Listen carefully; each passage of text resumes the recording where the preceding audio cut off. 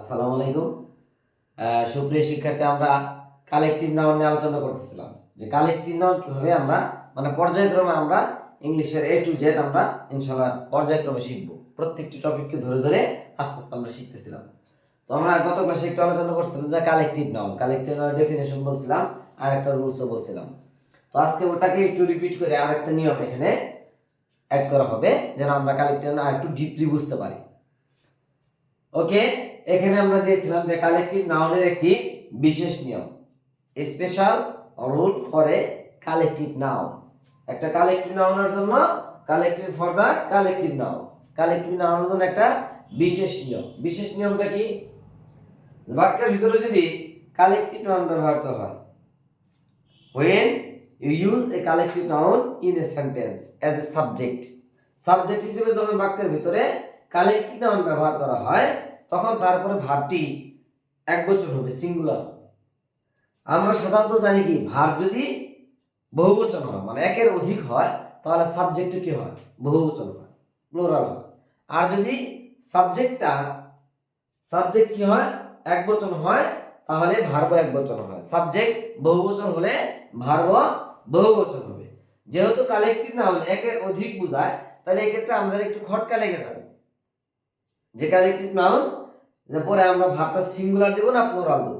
হ্যাঁ, collective noun পরে verb singular হয়, প্লুরাল হয়। আমরা এখন সিঙ্গুলারটি নিয়ে আলোচনা করব, কিন্তু কখন প্লুরাল হবে এটা আমরা বলবো। ওকে, এক্ষেত্রে কালেকটিভ বাক্যের ভিতরে যে কালেকটিভ নাউন যখন সাবজেক্ট হিসেবে ব্যবহৃত হয় তখন ভার্বটি সিঙ্গুলার নাম্বার বা একবচন হবে। কি বলছি? বাক্যের ভিতরে কালেকটিভ নাউন যখন সাবজেক্ট হিসেবে ব্যবহৃত হয় তখন ভার্বটি সিঙ্গুলার নাম্বার বা একবচন হবে। তো এক্সাম্পল কি যে hour team is very talented. Our team, আমাদের দলটি খুবই কি? প্রতিভাবান। যেমন আমরা ইংলিশে আরেকটা জিনিস ভুল করি, ছোট থেকে যেটা জেনে আসছি বা এরকম বলছি, আমরা কথায় কথায় বলি যে আমার ছেলেটা খুবই ট্যালেন্ট। কথাটা ভুল, ডেফিনেটলি ভুল। Most of the educated person of our country, not only in our area, all over the country, আমাদের দেশের অধিকাংশ শিক্ষিত লোকেরাই মেক দিস মিস্টেক, এই ভুলটি তারা করে। কি করে? অধিকাংশ বলে আমার ছেলে তো, ভাইজান শুনছেন নাকি যে আমার ছেলে খুবই ট্যালেন্টেড, আমার ছেলে খুবই ট্যালেন্ট। এর বাংলা কি হলো? ট্যালেন্ট শব্দের অর্থ প্রতিভা। তাহলে যদি বাংলা বলি যে আমার ছেলে খুবই প্রতিভা, এটা কি আসলে আমার ছেলে খুবই প্রতিভাবান, তাহলে বলতে হবে যে ভাইজান আমার ছেলেটি খুবই প্রতিভাবান, ট্যালেন্টেড, আমার ছেলে খুবই ট্যালেন্টেড। যদি বলি আমার ছেলে খুবই ট্যালেন্ট তাহলে এটা বলতে হবে ট্যালেন্টেড, অর্থাৎ আমার ছেলে খুবই প্রতিভাবান। Okay, our team is very talented. এই যে টিম, এটা কালেকটিভ নাউন, এটা কি কালেকটিভ নাউন। এখন ভার্বটা এখানে ইউজ করেছি, এখানে আর দিতে পারতাম তাহলে প্লুরাল। ইজটা কি? ইজটা যে সকল ভার্বের সাথে এস বাই এস থাকে এই সমস্ত ভার্বগুলো কি সিঙ্গুলার ভার্ব। সহজ কথা, যে সকল ভার্বের শেষে এস বাই এস থাকে এই সকল ভার্বগুলো কি সিঙ্গুলার ভার্ব। ওকে, তাহলে এটা কি সিঙ্গুলার। তাহলে এখানে আওয়ার টিম ইজ, এটা সিঙ্গুলার ব্যবহার করছি আমরা, আর দেই নেই, ওয়ার দেই নেই, এগুলা দেই নেই, বহুবচন ব্যবহার করি। ওকে, পর আরেকটা উদাহরণ দেখছি, the party was going in our village. The party was going in our village. Party, দলটি, ওয়াজ গোয়িং, যাচ্ছিল, ইন আওয়ার ভিলেজ, এটা পার্টি কি কালেকটিভ নাউন। দল তো একের অধিক ব্যক্তি নিয়ে দল হয়, তাহলে একের অধিক হলে আমরা সাধারণত খটকারে যায় যে আমরা এখানে প্লুরাল সাবজেক্ট, প্লুরাল ভার্ব ব্যবহার করব। আসলে ডেফিনেটলি এখানে কালেকটিভ নাউনের উপরে আপনাকে অবশ্যই কি সিঙ্গুলার ভার্ব ব্যবহার করতে হবে। কালেকটিভ নাউনের উপরে প্লুরাল ভার্ব ব্যবহার হয়, সেই নিয়মটা আমরা পরবর্তীতে বলবো বা একটু পরে আলোচনা আমরা করব ইনশাআল্লাহ। The party was going in our village, এখানেও কি ওয়াজটা সিঙ্গুলার ভার্ব ব্যবহার হয়েছে।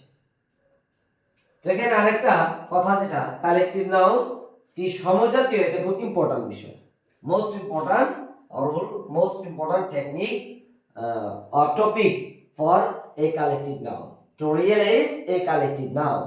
যে একটা কালেক্টিভ নাউন বোঝানোর জন্য সবচেয়ে গুরুত্বপূর্ণ কিন্তু এই টপিকটা।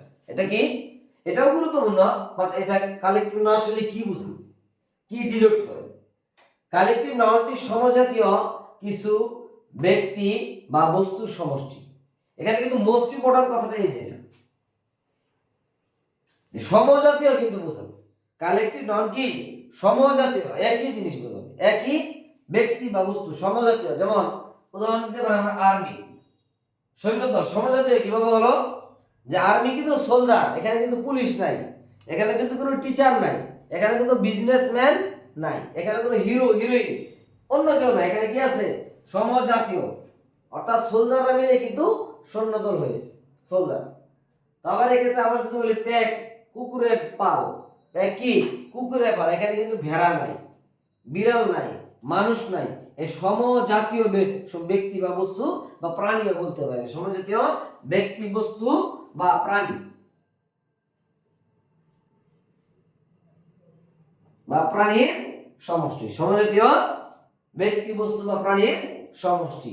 তাহলে ডেফিনেটলি এখানে কি কুকুর, কুকুরে এখানে কিন্তু বিড়াল নাই, এখানে কিন্তু ভালুক নাই, এখানে কি নাই ভালুক নাই, এখানে আবার বাঘও নাই, কি আছে কুকুরের পাল। তাহলে কি সমজাতীয় প্রাণী না, এরা শুধু কুকুর দিয়ে বোঝানো হয়েছে। আবার সৌর, আর অর্থ কি মাছের ঝাঁক, এখানে শুধু ফিশকে ডিলিট করছে, এখানে কিন্তু ক্যাট নাই, কুকুর নাই, আর্মি নাই, অন্য কিছু নাই, শুধু মাছ। অর্থাৎ সমজাতীয়, সমজাতীয় সমষ্টি হবে, সমজাতীয় সমষ্টি হবে, সমজাতীয় ব্যক্তি বোঝাবে, সমজাতীয় বস্তু বোঝাবে, কিংবা সমজাতীয় প্রাণীকেও ডিনোট করবে। ওকে, আরেকটা উদাহরণ দিয়েছি আমরা ক্রাউড, জনতা। এই জনতা কিন্তু এখানে কিন্তু মানুষ নিয়ে জনতা হয়, এখানে কিন্তু কি হবে না কুকুর থাকবে না, কুকুরকে জনতা বলা হয় না, মাছকে জনতা বলা হয় না। আবার সৈন্য, আবার কি আমরা বলতে পারি যে বিড়াল, বিড়ালকে নিয়ে এগুলোকেও আমরা জনতা বলি না। জনতা সৈন্যদল হতে পারে, এখানে থাকতে পারে, কোনো সৈনিকও থাকতে পারে, যায় একটা ওয়াজ হচ্ছে কিংবা একটা বক্তৃতার ময়দান থাকতে পারে এখানে, তো সবাইকে নিয়ে কিন্তু জনতা, অর্থাৎ এখানে কিন্তু মানুষই থাকবে।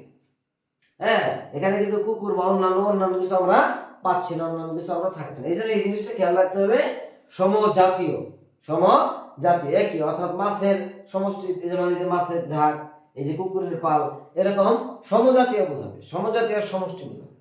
ঠিক আছে, আচ্ছা ঠিক আছে, আল্লাহ হাফেজ, ভালো থাকবেন, আমরা আবার আসবো ইনশাআল্লাহ।